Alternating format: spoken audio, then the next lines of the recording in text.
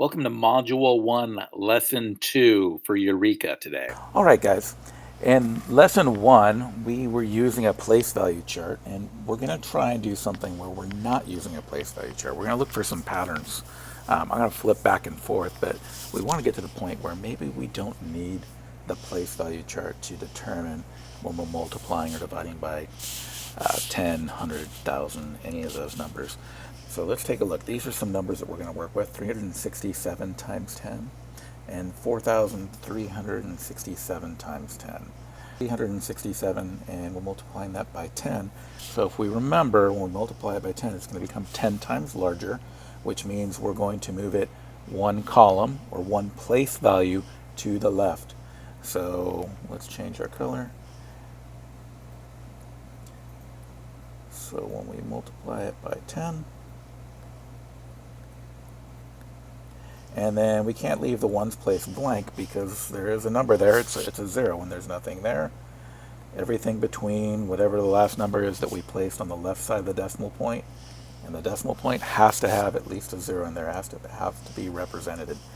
So 3,670 is the number for that.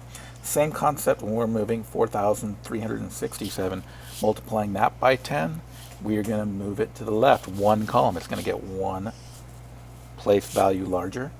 So 4,367, and then we'll have to place again a 0 right there. And there we go. So we said with 367 times 10, our answer when we're using our place value chart was 3,670. And then for 4,367 times 10, that became 43,670. So let's check out some other numbers. All right, here are our new numbers. 215.6, and we're going to multiply that by 100. And then 3.7 times 100. So again, we're going to use a place value chart to help us out. So we're back at our place value chart, and we are going to multiply these by 100. So 100 means we're going to be moving over 2 columns to the left because we're getting larger.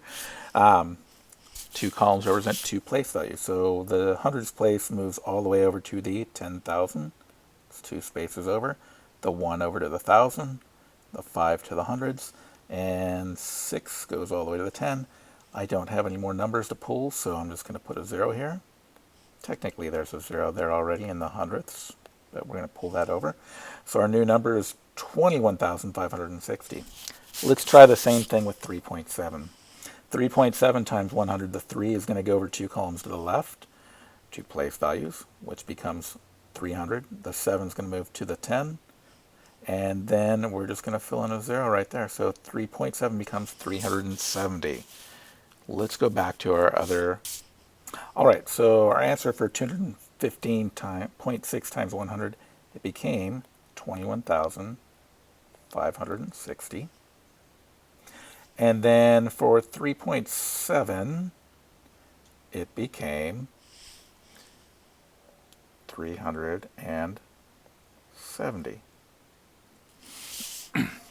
Now, while we're looking for patterns, let's see. We're going to look at both ones with 10 first. So how many zeros do we see?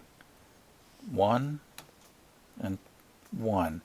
How many columns over did each of these move? 1 spot over, because it went over to the thousands, and this one went over to the 10,000s. So they both moved over 1. Let's take a look at the hundreds and see if we have a pattern as well. 100, we have 2 zeros, 2 zeros. So that 3 should be moved to the hundreds, and it is. And this 2, and everything else, should be moved all the way over to 10,000s place value, and it is. So those moved over 2 columns. So basically, when we're looking for patterns. Those zeros are telling us how many columns we are going to be moving over. Let's try this with division. Okay, now we're going to try this with division. 367 divided by 10 and 4,367 divided by 10.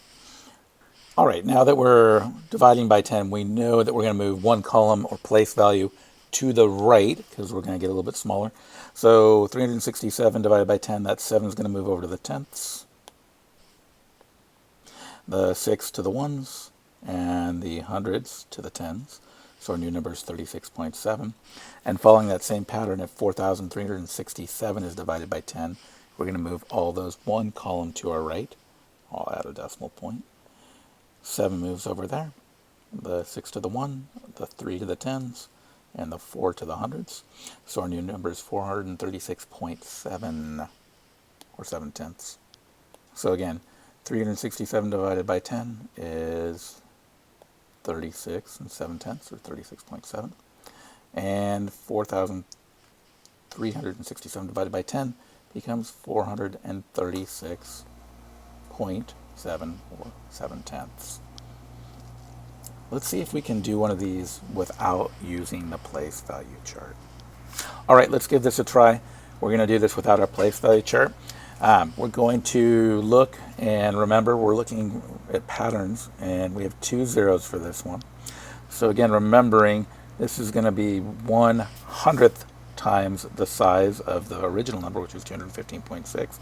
And that represents 2 place values that we're going to move, or 2 columns that we're going to move to the right on the place value chart, but we're not going to use that, so that just means my 2 is going to move over to the ones place from the hundreds, and then everything else is going to slide to the right as well.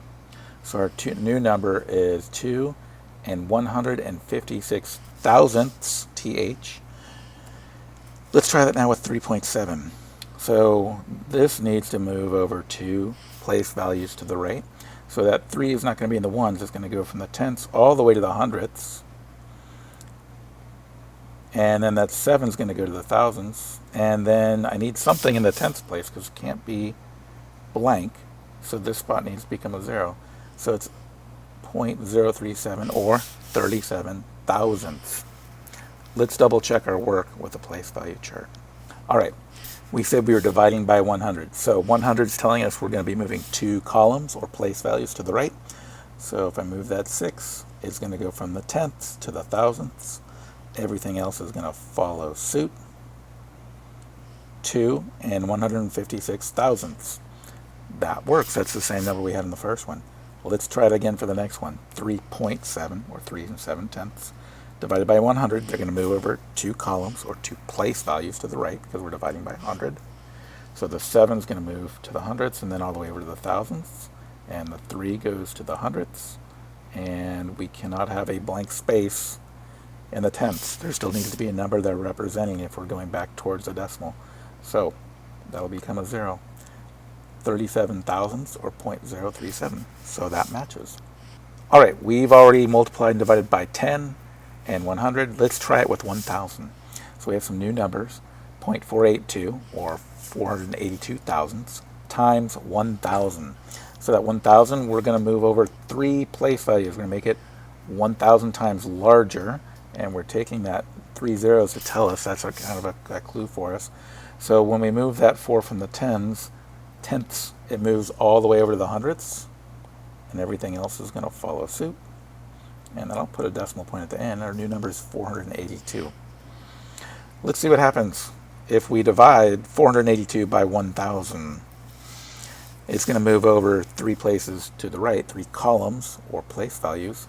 So that 4 that's in the hundred spot is going to move all the way to the tenths, and the 8 will move to the hundredths, and the 2 to the thousandths, and we have 0.482. This looks like it's the opposite of each other. Let's double check our work on our place value chart. All right, so multiplying 482 thousandths by 1,000 means we're going to go over 3 columns or place values to the left. That 4 is going to go all the way over here to the hundredths. 4, 8, 2, we're following everything, and that looks like it matches with our first answer when we did it without the place value chart. And again, divided by 1,000, this is going to move over 3 columns. So that 2 becomes thousandths, the 8 in the 10 spot becomes hundredths, and the 4 in the hundreds becomes tenths. We'll add our decimal, and 482 thousandths. So that does match. So you guys are going to try some of this on your own today.